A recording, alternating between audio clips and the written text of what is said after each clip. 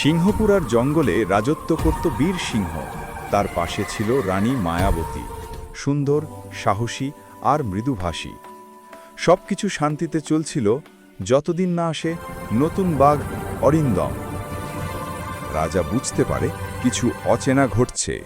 একদিন বাগানে তার দৃষ্টি পড়ে অরিন্দমির চোখে। রাজা গর্জে ওঠে, যে আমার রানীর প্রতি চোখ তোলে সে বিশ্বাসঘাতক। অরিন্দম নির্বাসিত হয়।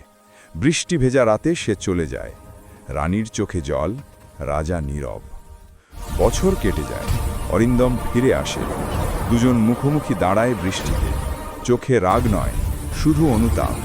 রাজা ধীরে অস্ত্র নামিয়ে বলে, যুদ্ধ নয়, আজ আমি ক্ষমা বেছে নিলাম। রানী ছুটে এসে রাজার বুকে মাথা রাখে। সূর্য ওঠে, আলো ফিরেছে।